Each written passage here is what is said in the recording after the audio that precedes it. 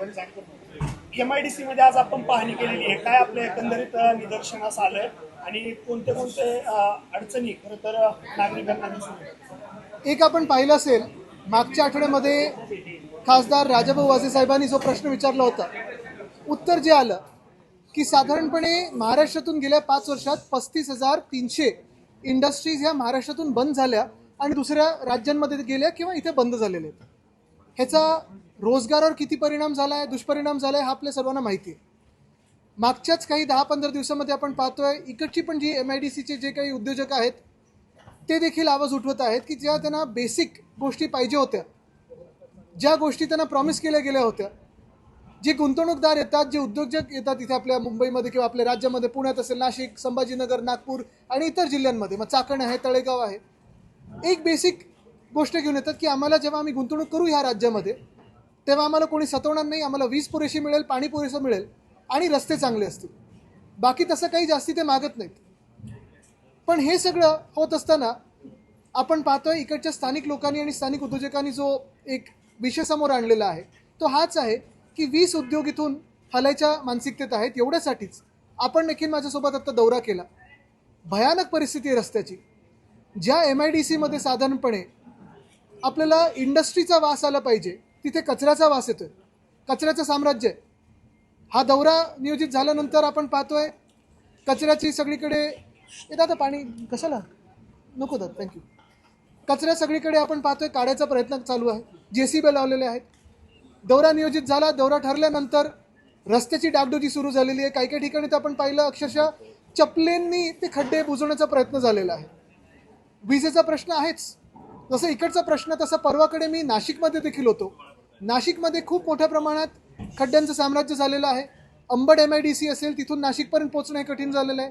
इथून पुणे असेल, पिंपरी चिंचवड असेल, मुंबई असेल, नाशिक असेल, चाकणमधूनच जाणं बाहेर कठीण झालेलं आहे. आणि एकंदरच काय तर MIDC असेल किंवा PMRD असेल, PWD असेल किंवा स्टेट हायवे असेल किंवा NHA असेल, ताळमेळ नाही कुणाचा. पण सगळीकडे अक्षरशः वाट लावून ठेवलेली आहे आणि उद्योगधंद्याने इथे राहणं हे कठीण करून ठेवलेलं आहे. आज हा उद्योजकांनी आवाज उठवलेला आहे, कामगारांनी आवाज उठवलेला आहे. कदाचित उद्या उद्योगमंत्री येतात असं मला कळलं. मी आपल्या माध्यमातून त्यांना सांगत आहे की उद्या येऊ नका, उद्या रविवार आहे. एखाद्या वर्किंग डेला या, प्रोटोकॉल बाजूला ठेवा, सिक्युरिटी बाजूला ठेवा किंवा सायरन न वाजवता आपण फिरा, कारण आपली ही जबाबदारी आहे. किती वेळ कुठे कोण कोण ट्रॅफिकमध्ये अडकतं हे एखाद्या सामान्य नागरिकासारखं किंवा उद्योजकासारखं किंवा कामगारासारखं एकदा ह्या ट्रॅफिकमध्ये अडकून पहा, मग तुमचे डोळे उघडतील आणि मग काहीतरी बदलायला सुरू होईल. सत्तेतील आमदार नसल्यामुळे खरं तर राजकारण होतंय असं उद्योगमंत्री म्हणतात. मला वाटतं मग नाशिकमध्ये कोण आहेत? नाशिकमध्ये सत्तेतले आमदार आहेत. जर आपण पाहिलं तर नाशिकमध्ये सगळे आमदार जे आहेत स्थानिक किंवा जास्तीत जास्त सत्ता महानगरपालिकेची सत्तेतली आहे.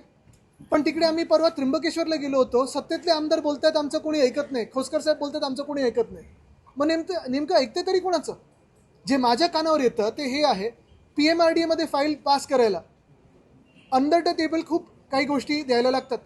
दुसरं जे मी ऐकलं ते MIDC मध्ये पण एक एक प्लॉट घ्यायला किंवा एक एक प्लॉटसाठी जो एक्सप्रेस टावरमध्ये एक ऑफिस आहे तिथे 1,500 रुपये पर स्क्वेअर मीटर, हे मला अंतर्गत बातमी आलेली आहे. काही काही बातमी मुख्यमंत्र्यांच्या कार्यालयातून येते, काही काही बातमी ही उद्योजकांकडून येते.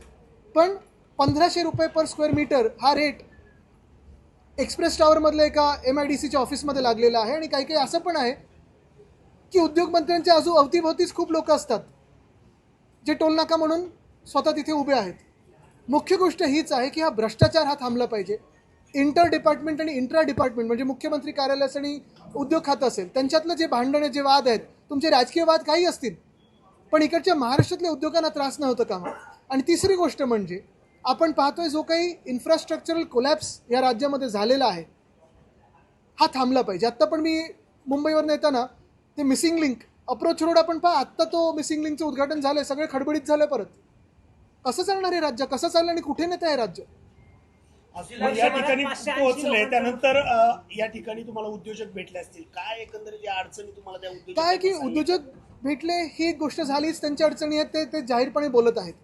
पण आपण पण फिरत असताना पाहिलं असेल, साधारणपणे जे काही मला रस्त्यात बसमधले लोक भेटत होते, काही स्थानिक कामगार भेटत होते, काही अवतीभोवती जे इतर राज्यातून किंवा आपल्याच राज्यातून आलेले कामगार आहेत ते मला सांगत होते त्यांना कामावर जायला जर 2-2, 3-3 तास लागत असेल, ड्युट्या शिफ्ट त्यांची शिफ्ट वेळेवर सुरू होत नसेल, एफिशियन्सी कमी होते, 2-2, 3-3 तास जर तुम्ही बसमध्ये बसलात किंवा एखाद्या टॅक्सीत बसलात, आरोग्यावर त्याचा इम्पॅक्ट होतोच, पण इंडस्ट्रीच्या एफिशियन्सीवर पण होतो. नवीन शिफ्ट तुमची पुढची शिफ्ट चालू कधी होते? मग उद्योजकांचा एक विषय आहेच, तसंच कामगारांचा विषय आहे. तुम्ही त्या शहराचा देखील विषय घ्या, MIDCचा विषय बघा.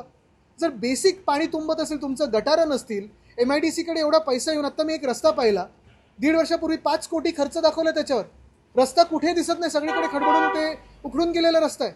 हा भ्रष्टाचार हा जगासमोर येत आहे. आणि मग कुठच्या तोंडाने मुख्यमंत्री किंवा उद्योगमंत्री दॅवॉस किंवा कुठेही जाऊन करार करतात आणि सांगतात आमच्या चाकणमध्ये या किंवा तळेगावमध्ये या किंवा अंबडमध्ये या किंवा ऑरिकला जा. ही सगळी जी परिस्थिती गेल्या 5 वर्षात जी बिघडत गेलेली आहे, ती ह्या सरकारच्या, ह्या राजवटीच्या अंतर्गत राजकीय जी भांडणं आहेत आणि भ्रष्टाचार आहे त्याच्यामुळे बिघडलेली आहे. चाकणचा प्रश्न सोडवण्यासाठी जिल्हाधिकाऱ्यांच्या अध्यक्षतेखाली 14 लोकांची समिती नेमल्याचं मुख्यमंत्र्यांनी जाहीर केलंय. To many cooks. 14 लोक म्हणजे मुख्य गोष्ट हीच आहे की 14 लोक जे आपण सगळे आज बघतोय, एक व्यक्ती द्या, एक चांगली व्यक्ती द्या, एक अधिकारी द्या. उलट चाकणचा प्रश्न सोडवायला तुम्हाला अजून काय करायचं? प्लॉटिंग झालंय, इंडस्ट्री आली आहे, ती इंडस्ट्री स्वतःच्या प्लॉटमध्ये गुंतवणूक करणार की प्रायव्हेट रस्त्यामध्ये करणार? एक कोणतरी व्यक्ती द्या जी हे सगळे रस्ते सुधारू शकेल. वर्षभरात 580 द्या ना, तुकाराम मुंडेंसारखं कोणतरी द्या.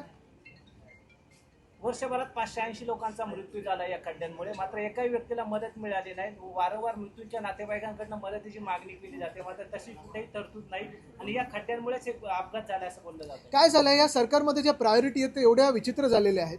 दुर्दैवाने असं आहे की एखादं कोणतरी क्रिकेट मॅच वगैरे जिंकून आलं तर त्यांना 1 कोटी दिला जातो. आपल्याला आठवत असेल वर्ल्ड कप नंतर दिला जातो, त्याला विरोध नाही आहे. पण तसंच दुसरी बाजू आपण पाहिली असेल, जर असं कुठे अपघाती मृत्यू झाला, कुठे मेट्रोची स्लॅब मुंबईसारख्या ठिकाणी कोलमडली किंवा कुठे काही अजून काही झालं, पडलं कोणावर, तर काय 4 लाख 5 लाख दिले जातात. शेतकऱ्यांना तर मोजलंच जात नाही.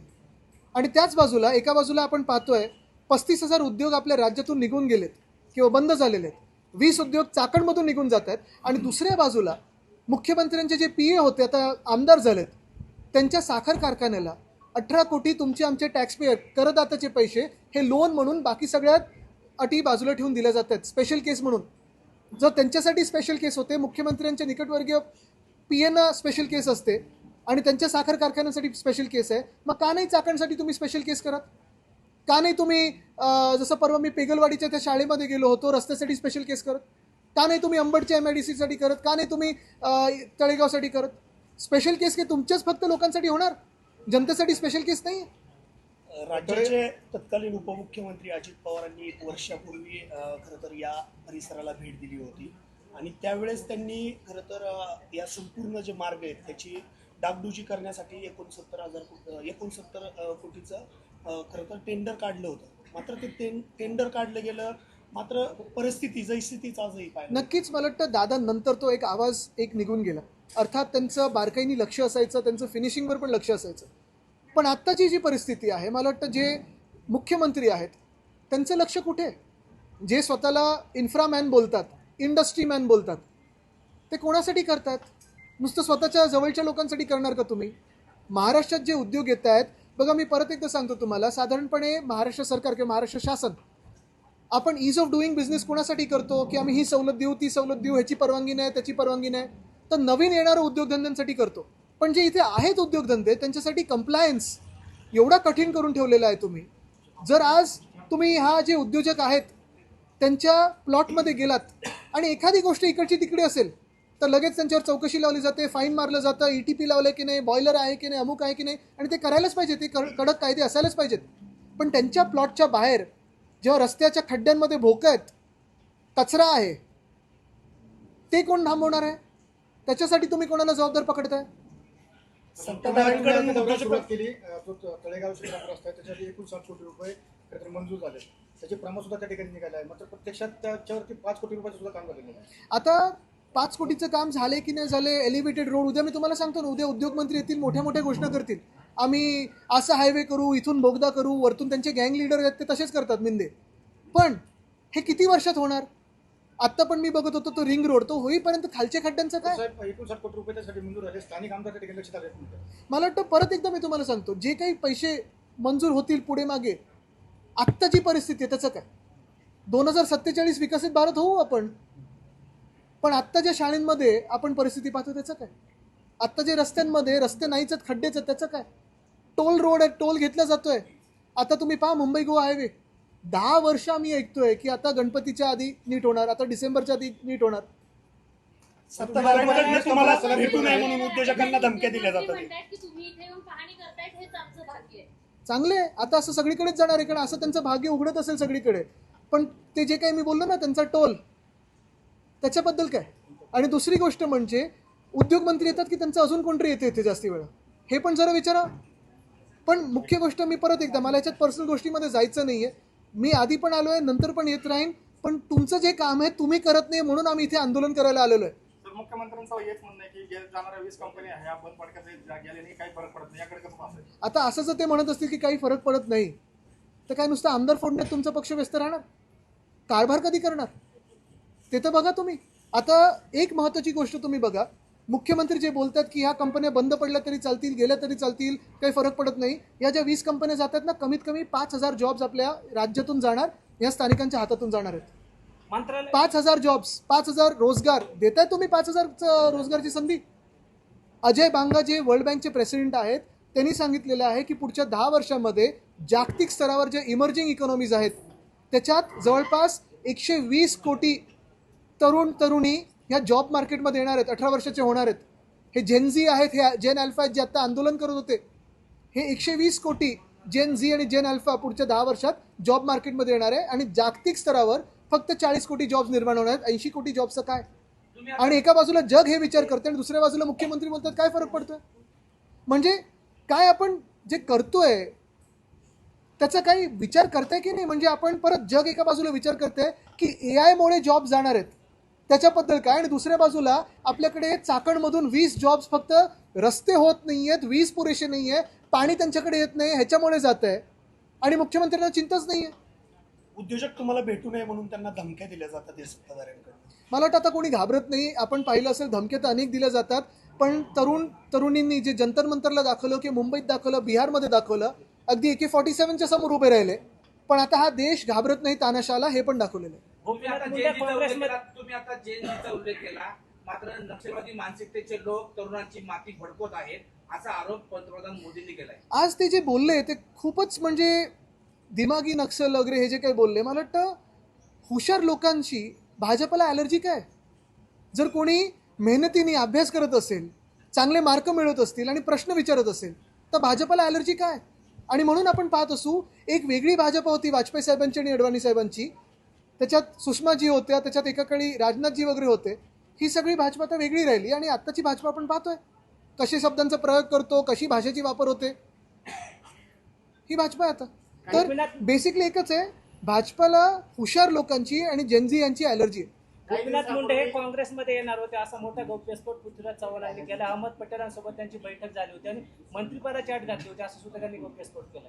मला वाटतं अट नव्हती तेव्हा, पण ठीक आहे, तर त्याच्यात मी जात नाही, जास्ती गौप्यस्फोट मी नाही करत, कारण जवळून पाहिलेलं आहे मी ते. आणि त्याच्यात माझ्या आजोबांनी त्यांना काय सांगितलं आणि रोखलं होतं ते पण मला माहिती आहे. काही दिवसांपूर्वी मुख्यमंत्री भीमाशंकरला आले होते आणि त्यावेळेस ते म्हणाले होते की आम्ही बाबाजी काळे जे खेड तालुक्याचे शिवसेनेचे आमदार आहेत त्यांना प्रपोजल दिलेला आहे. त्याच्यामुळे त्यांना काय प्रपोजल दिलंय की आज या ठिकाणी असे उपस्थित नाही बघा, ते आत्ता माझ्यासोबतच होते, त्यांचं कोणाचं लग्न आहे म्हणून ते निघाले. थोडा दौरा आधीचं झाला असता तर काय, याच रस्त्यांमुळे 1.5 तास मला अधिकचा लागला. नशीब आज वर्किंग डे नाही आहे, तर आज आत्ता ते माझ्यासोबतच होते ना, जे प्रेसमध्ये आपले होते माझ्यासोबत होते, त्यांनी बघितलं, त्यांनीच तर मला बोलवलं, त्यांनी मला फोन करून सांगितलं की आम्ही आंदोलन पण ठरवलेलं आहे, आता मोठं आंदोलन आम्ही घेतोय. पण प्रपोजल जे बोलतात मुख्यमंत्री, आमदार फोडण्याचं, खासदार फोडण्याचं, नगरसेवक फोडण्याचं, मुख्यमंत्री की उपमुख्यमंत्री, जरा ते सोडा. राजकारण थोडं घाणेरडं बाजूला ठेवा आणि जी जबाबदारी निवडणूक आयोगाने तुमच्यावर सोपवली आहे सरकार चालवायची, ती चालवा. राष्ट्रवादी काँग्रेसचे विधान परिषद सदस्य जिशन सिद्दीकींना धमकी आलेली आहे, त्यांची सुरक्षा सूत्र काढली असं म्हटलं. वडिलांची हत्या झाली, माझी सुद्धा सुरक्षा काढली. आता महाराष्ट्रामध्ये कायदा सुव्यवस्थेची परिस्थिती तुम्ही पाहताच आहे, अजून काय बोलायचं त्याच्यावर? 2 दिवसापूर्वी खराबवाडीत एक ऍक्सिडेंट झाला ज्याच्यामध्ये 2 तरुणांचा जागीच मृत्यू झाला. त्यांना दक्षिण माळुंगे पोलीस स्टेशन जवळ होतं, परंतु हद्दीच्या अभावामुळं ते जे ऍक्सिडेंट झाला ती जागा उत्तर माळुंगे पोलीस स्टेशनच्या अंतर्गत येत होती. आणि वाद केवळ हद्दीचा वाद असल्यामुळे त्यांना या ठिकाणी पोलिसांना लवकर येता आलं नाही. त्याबद्दल तुम्ही काय? नाही, मला वाटतं याच्यावर सुप्रीम कोर्टाचे पण ऑर्डर्स आहेत, अनेक ऑर्डर्स या ऍक्सिडेंटच्या ह्याच्यावर आहेत, पण थोडी जास्ती माहिती घेऊनच मी बोलू शकेन. महिला काँग्रेसच्या- आरक्षण महिला आरक्षण विधेयक आहे. महिला आरक्षण विधेयक त्याबरोबर मतदारसंघ पुनर्रचना विधेयक आहे. त्याच्यावरती त्या विधेयकांना पाठिंबा द्या असं आवाहन मला राज्याच्या वाटतं मुख्यमंत्र्यांनी केलंय. मला वाटतं आजच्या दिवशी तरी स्वातंत्र्याच्या दिवशी खोटं बोलणं राज्याच्या मुख्यमंत्र्यांनी हे कितपत शोभतं हा त्यांनी विचार करावा. 2023 मध्येच महिला आरक्षण बिल हे पास झालेलं आहे आणि आम्ही तर आत्ता पण सांगतोय, आत्ताच पूर्णपणे जसंच तसं 2023चं बिल लागू करा, आम्ही तयार आहोत. पण डिलिमिटेशन हे जोडण्याचा प्रयत्न करू नका. त्याच्यात तुमच्या फायद्यासाठी देशाचं तुम्ही वाट नका लावू. काँग्रेसच्या कार्यालयामध्ये आज सकाळी संपूर्ण वंदे मातरम म्हणलं गेलं म्हणून सोनिया गांधी नाराज झाली असा आरोप आहे. असं कुठच्या गोदी माणसाने सांगितलं तुम्हाला? असं भाजपने आरोप केलेला आहे. झालं ना, उत्तर मिळालं तुम्हाला. पण मला त्या भाजपला विचारायचं आहे, मला त्या भाजपलाच विचारायचं आहे, जेव्हा वंदे मातरमचं बिल आत्ता लोकसभेत येत होतं तेव्हा प्रधानमंत्री आणि गृहमंत्री कुठे होते? हा वंदे मातरमचा अपमान नाहीये, मात्र मोदींनी हा वंदे मातरमचा अपमान नाहीये. मात्र मोदींनी सुद्धा जो तिरंगा लावला तो उलटा लावला असा आरोप आहे. आहे ना, आयर्लंडचा झेंडा होता त्यांच्या खिशात. ओबीसी शिवाय जनगणनेचं मार्ग बदलल्याने चाकण MIDC ला काही त्याचा फटका बसेल का नाही या भागातील नागरिक? बघा, एक तर पहिली गोष्ट अशी आहे की मेट्रो उठसूट सगळीकडे बनवत आहेत. काही काही ठिकाणी गरज आहे, गरज नाही आहे, हा कोणी अभ्यास केला की नाही मला माहीत नाही, पण हायस्पीड रेल किंवा मेट्रो हे आपल्या शहरांपासून आपल्या MIDC पर्यंत पहिले यायला पाहिजे होते. त्याच्यात जास्ती फायदा झाला असता. दुसरी गोष्ट म्हणजे आता मी ते सहज विचारत होतो, बसची आहे पब्लिक ट्रान्सपोर्ट, पुणे असेल किंवा पिंपरी चिंचवड असेल, इथून फ्रिक्वेन्सी किती कमी आहे. खरंच जेवढा व्हॉल्यूम इथे येतो, जर महानगरपालिकेने विचार केला तर बसेस पण तुम्ही फायद्यात नेऊ शकता, जेवढा व्हॉल्यूम आणि कमी किमतीत नेऊ शकता. जसं मुंबई महानगरपालिकेत आम्ही 5 वर्ष किंमत 5 रुपये, 10 रुपये, 15 रुपये आणि 20 रुपये अशी ठेवली होती. 35 लाख प्रतिदिन आमचा फुटफॉल होता. ह्या सरकारने बदललं आणि फुटफॉल कमी झाला. तुम्ही मुंबई सीईओ वर भडकले आहेत. कोण कोण? संतोष बांगर जे आहेत ते जिल्हा परिषदेच्या सीईओ वर भडकले. ते म्हणतात तुम्ही नोकर आहात, नोकरी नोकरांसारखे राहा. किती वाजता भडकले ते? बरीच टायमिंग खूप जवळून पाहिलेलं म्हणून. वेळचं काय गणित आहे का त्यांचं? टाइम टेबल थोडं बिघडलं की आता त्यांची वेळ बदलली असं वाटतंय का? आता बघा तुम्ही, आता काय मूड आहे? ओबीसी शिवाय जनगणना होते 40 काय? प्रश्न, मात्र त्यात ओबीसीचा कॉलमच नाहीये. मला वाटतं आपण हा जसा विषय तसा इव्हन SIRचा पण विषय तेवढाच महत्त्वाचा आहे. जनगणनेचा आहे, घरगणनेचा आहे आणि SIR पण आहे. SIR मध्ये अनेक लोकांच्या घरी BLO गेले नाही आहेत. हे देखील तेवढंच सत्य आहे. जेवढं दुसरं सत्य हे आहे की BLO वर पण अधिकचं प्रेशर टाकलेलं आहे या सरकारने. ऑर्डर्स या ऍक्सिडेंटच्या ह्याच्यावर आहेत, पण थोडी जास्ती माहिती घेऊनच मी बोलू शकेन. महिला काँग्रेसच्या- आरक्षण महिला आरक्षण विधेयक आहे. महिला आरक्षण विधेयक त्याबरोबर मतदारसंघ पुनर्रचना विधेयक आहे. त्याच्यावरती त्या विधेयकांना पाठिंबा द्या असं आवाहन मला राज्याच्या वाटतं मुख्यमंत्र्यांनी केलंय. मला वाटतं आजच्या दिवशी तरी स्वातंत्र्याच्या दिवशी खोटं बोलणं राज्याच्या मुख्यमंत्र्यांनी हे कितपत शोभतं हा त्यांनी विचार करावा. 2023 मध्येच महिला आरक्षण बिल हे पास झालेलं आहे आणि आम्ही तर आत्ता पण सांगतोय, आत्ताच पूर्णपणे जसंच तसं 2023चं बिल लागू करा, आम्ही तयार आहोत. पण डिलिमिटेशन हे जोडण्याचा प्रयत्न करू नका. त्याच्यात तुमच्या फायद्यासाठी देशाचं तुम्ही वाट नका लावू. काँग्रेसच्या कार्यालयामध्ये आज सकाळी संपूर्ण वंदे मातरम म्हणलं गेलं म्हणून सोनिया गांधी नाराज झाली असा आरोप आहे. असं कुठच्या गोदी माणसाने सांगितलं तुम्हाला? असं भाजपने आरोप केलेला आहे. झालं ना, उत्तर मिळालं तुम्हाला. पण मला त्या भाजपला विचारायचं आहे, मला त्या भाजपलाच विचारायचं आहे, जेव्हा वंदे मातरमचं बिल आत्ता लोकसभेत येत होतं तेव्हा प्रधानमंत्री आणि गृहमंत्री कुठे होते? हा वंदे मातरमचा अपमान नाहीये, मात्र मोदींनी हा वंदे मातरमचा अपमान नाहीये. मात्र मोदींनी सुद्धा जो तिरंगा लावला तो उलटा लावला असा आरोप आहे. आहे ना, आयर्लंडचा झेंडा होता त्यांच्या खिशात. ओबीसी शिवाय जनगणनेचं मार्ग बदलल्याने चाकण MIDC ला काही त्याचा फटका बसेल का नाही या भागातील नागरिक? बघा, एक तर पहिली गोष्ट अशी आहे की मेट्रो उठसूट सगळीकडे बनवत आहेत. काही काही ठिकाणी गरज आहे, गरज नाही आहे, हा कोणी अभ्यास केला की नाही मला माहीत नाही, पण हायस्पीड रेल किंवा मेट्रो हे आपल्या शहरांपासून आपल्या MIDC पर्यंत पहिले यायला पाहिजे होते. त्याच्यात जास्ती फायदा झाला असता. दुसरी गोष्ट म्हणजे आता मी ते सहज विचारत होतो, बसची आहे पब्लिक ट्रान्सपोर्ट, पुणे असेल किंवा पिंपरी चिंचवड असेल, इथून फ्रिक्वेन्सी किती कमी आहे. खरंच जेवढा व्हॉल्यूम इथे येतो, जर महानगरपालिकेने विचार केला तर बसेस पण तुम्ही फायद्यात नेऊ शकता, जेवढा व्हॉल्यूम आणि कमी किमतीत नेऊ शकता. जसं मुंबई महानगरपालिकेत आम्ही 5 वर्ष किंमत 5 रुपये, 10 रुपये, 15 रुपये आणि 20 रुपये अशी ठेवली होती. 35 लाख प्रतिदिन आमचा फुटफॉल होता. ह्या सरकारने बदललं आणि फुटफॉल कमी झाला. तुम्ही मुंबई सीईओ वर भडकले आहेत. कोण कोण? संतोष बांगर जे आहेत ते जिल्हा परिषदेच्या सीईओ वर भडकले. ते म्हणतात तुम्ही नोकर आहात, नोकरी नोकरांसारखे राहा. किती वाजता भडकले ते? बरीच जण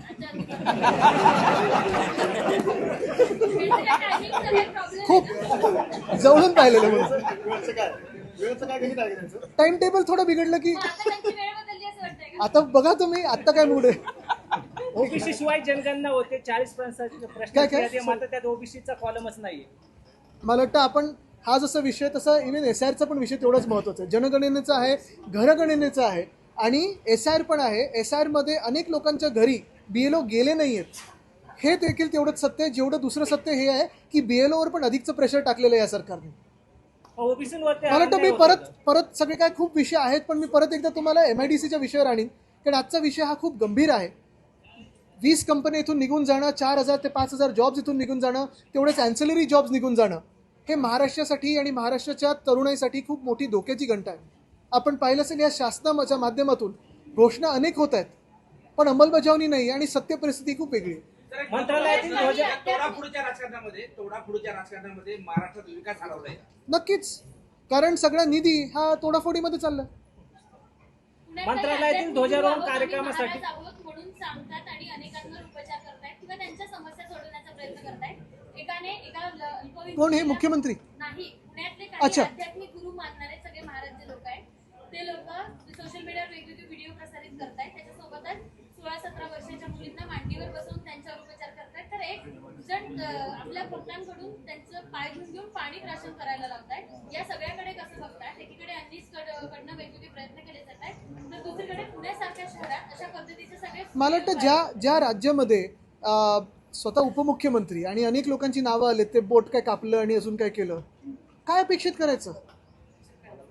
मंत्रालयातील ध्वजारोहणाच्या कार्यक्रमासाठी तुमच्या पक्षाचे मिलिंद नार्वेकर उपस्थित होते. त्यांची महायुतीच्या नेत्यांसोबत जवळीक वाढली असं चर्चा आहे. अरे पण कोण समोर भेटलं आणि हात मिळवणं, जवळीक आता किती म्हणजे सेंटीमीटरनी वगैरे आपण मोजू नाही शकत ना. पण काय आता तुम्ही मंत्रालय सगळ्यांचं आहे, जनतेचं आहे आणि लवकरच आमचे लोक तिथे जास्ती दिसणार आहेत. पण तो विषय बाजूला, मुख्य गोष्ट हीच आहे की परत एकदा तुम्हाला सांगतो MIDCचा विषय खूप गंभीर आहे. सरन्यायाधीश सूर्यकांत जे आहेत त्यांनी जी टिप्पणी केली होती की कॉक्रोच, त्याची वेगळ्या टिप्पणीचा वेगळा अर्थ काढला गेला, त्यामुळे कुठेतरी कॉक्रोच जनता नाही, मी त्यांचे खूप मनापासून आभार मानतो. या देशाने त्यांचे आभार मानले पाहिजेत कारण त्या टिप्पणीशिवाय आज देशात एवढा बदल घडला नसता आणि तो देश जागृत झालाय. तरुणला कुठे भ्रमित केले गेले का? कोणी भाजपनी 100% भाजपनी मध्ये भ्रमित केलं होतं की अच्छे दिन आएंगे म्हणून, पण आता तो भ्रम निघालाय. तुम्ही जिल्हाध्यक्ष आणि शिवसेनेचे ठाकरे गटाचे शिंदे गटाचे एक आमदार आहेत. त्यांनी माध्यम प्रतिनिधींना अरेरावी केली शरद सोनवणे यांनी. एवढं या विभागातले खासदार आहेत ते असं सुद्धा म्हटले की या विभागाचे खासदार जिवंत आहे का? तुम्हाला आठवत असेल जेव्हा हे खासदार फुटले तेव्हा अजून एक खासदार जे आमच्याकडून मिंदेंकडे गेले मुंबईतलेच, ते काय म्हणाले, तुम्हाला जेवायला देतो, तुम्ही माझ्या जेवणावर जगता वगैरे असं काही अजून काही शब्द वापरलेत. पण मुख्य गोष्ट हीच आहे की जसं आम्ही याच्या विरुद्ध लढतो तसं आपण पण जिथे जिथे कुठच्याही राजकीय पक्षाचं असं काही चुकत असेल तेवढं प्रखरपणे त्यांच्यावर टीका केली पाहिजे आणि त्यांना बॉयकॉट करणं गरजेचं. पाहून घेऊ असं सुद्धा म्हटलंय त्यांना. तुम्ही पण पाहून घेतलं पाहिजे. मी पाहून घेईन असं म्हटलं त्यांनी. कोणाला? माध्यम प्रतिनिधींना, लोकल युट्यूबच्या आता आम्ही तर तुमच्या सोबत राहू पण तुम्ही पण तेवढाच आवाज उठवला पाहिजे जसं तरुणांनी उठवला. तुम्ही मुंबईवरनं इथपर्यंत आलात, ही पाहणी केली, काल रोहित पवार आले, त्यानंतर आता 2 दिवसात शरद पवारही इथे येतात. मात्र या विभागाचे जे खासदार आहेत ते कुठे दिसले नाही. मला वाटतं बघा हे सगळे आम्ही लोकप्रतिनिधी म्हणून इथे तिथे आहोत. आता सगळं काही जे काही मी चर्चा ऐकतोय सगळं काय आहे मुख्यमंत्र्यांच्या हातात. उद्योगमंत्री येतील जातील सगळं काय होईल पण मुख्यमंत्री ह्याच्यावर तोडगा काढणार. कारण जसं मी सांगितलं 14 लोकांची वगैरे कमिटीची गरज नाहीये. एक व्यक्ती द्या जो एक सर्वे करू शकेल. एखादी चांगली मोठी संस्था घ्या, ब्लूमबर्ग आहे, WRI आहे, C40 वगैरे या सगळ्या ज्या काही आर्किटेक्चरची कॉलेजेस आहेत त्यांना टोटल स्टेशन सर्वे करायला लावा इथे. आणि रस्ता असेल, फुटपाथ असेल, लाईट असेल, तुम्हाला रस्त्यासोबत चालता पण आलं पाहिजे, फुटपाथ पण तेवढंच गरजेचं आहे. तुम्हाला घरापासून उद्योगापर्यंत चालता आलं पाहिजे, कंपनीपर्यंत चालता आलं पाहिजे, हे सगळ्या गोष्टी आहेत. तर हा जर सर्वे केला तर सोपी गोष्ट आहे, करता येतं कामं. हा खासदारांना महत्वाचा विषय वाटत नाही का की त्यामुळे त्यांनी इथं भेट दिली? बघा मी परत एकदा सांगेन, बाकी सगळ्यांना सोडा, आम्ही पण आलो ते पण विसरून जा. मुख्यमंत्र्यांना विचारा तुम्ही आहात कुठे. अरे पहिलं सांगायचं नाही, एवढे उत्तर दे.